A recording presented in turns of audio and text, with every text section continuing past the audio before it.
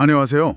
오늘은 보내주신 연민과 후회의 심리, 이 발췌문을 가지고 우리가 자주 느끼는 자기 연민이나 후회, 이런 감정들을 좀 깊이 들여다보는 시간을 갖겠습니다. 이 감정들이 우리한테 어떻게 작용하는지, 그 본질이 뭘지 한번 같이 탐구해보는 거죠. 우리가 보통 몸이 아프거나 좀 억울한 일을 당했을 때요, 주변 사람들이 좀 위로해주고, 뭐랄까, 동정해주길 바라게 되잖아요. 그런데 이 자료가 상당히 좀 도발적인 질문을 던져요.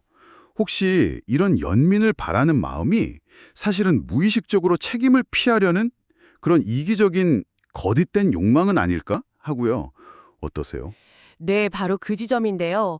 상당히 흥미로운 분석이죠. 자료에 따르면요, 우리가 고통스러울 때 다른 사람의 연민을 구하는 게 때로는 그 고통을 좀 덜어보려는 무의식적인 심리 기제일 수 있다는 거예요. 이걸 자신을 고통의 아우라로 감싸는 커다란 착각이라고까지 표현하더라고요. 아, 착각이요? 네. 그러니까 동정심을 얻어서 잠깐 위안은 될 수 있겠죠. 근데 그게 근본적인 해결책은 아니라는 겁니다. 스스로는 잘 모를 수도 있지만요. 그러니까 제가 아픈 티를 내거나 뭐 눈물을 보이거나 하는 게 그냥 감정 표현이 아니라 주변 사람들한테 나 좀 불쌍하게 봐줘 이런 신호를 보내는 걸 수도 있다. 그렇죠. 그렇게 해서 그 사람들의 동정심을 통해 내 심리적인 부담을 좀 나누려는 그런 시도일 수 있다는 거죠. 아, 부당한 일을 당했을 때 막 주변에 하소연하는 것도 좀 비슷한 걸까요? 네, 비슷한 맥락으로 볼 수 있습니다. 그런데 자료는 여기서 한 발 더 나아가요. 이게 어쩌면 과거에 내가 했던 어떤 행동들, 그러니까 원인들이 만든 지금의 고통스러운 결과 있잖아요. 네네, 원인과 결과요? 그걸 정면으로 딱 마주하기 싫어서 피하려는 시도일 수 있다고 분석해요. 아, 회피요?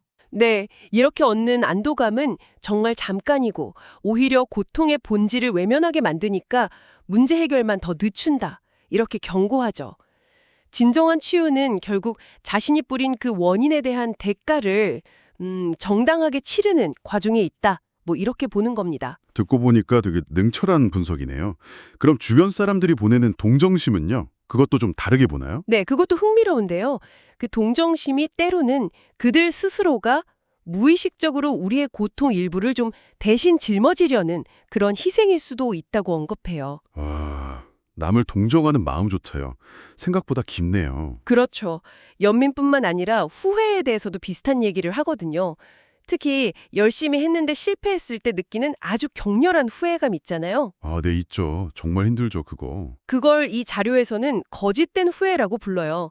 이런 후회가 오히려 우리의 믿음이나 자신감을 깔아먹는다는 거죠. 아니, 성공 못하면 후회하는 게 당연한 거 아닌가요? 근데 그것도 거짓일 수 있다니.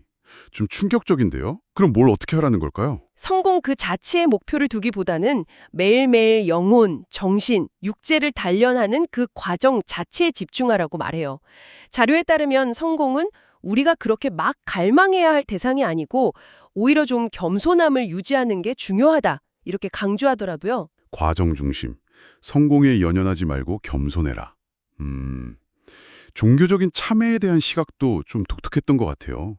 보통은 죄를 고백하고 뉘우치면 용서받는다 이렇게 생각하잖아요. 근데 여기서는 과거 행위, 즉 원인의 결과는 절대 사라지지 않는다고 딱 잘라 말하죠. 맞습니다.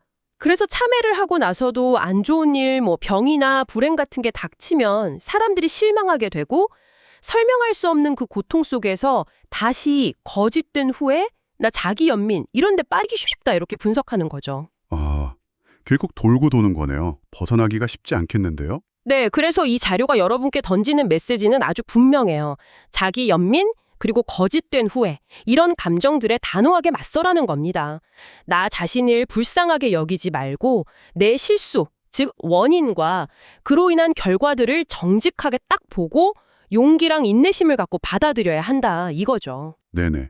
매일매일 스스로를 돌아보면서 내 운명 속의 그 원인들을 내가 통제할 수 있는 힘을 길러라, 이렇게 촉구하는 거예요. 그러니까 뭐 연민이나 후회에 빠져 허우적대는 대신에 그냥 냉정하게 나를 보고 실수조차도 아, 이게 내 약점이구나 하고 배우는 기회로 삼으라는 거군요. 정확합니다. 약점을 알게 해주는 유용한 데이터로 보라는 시각이죠.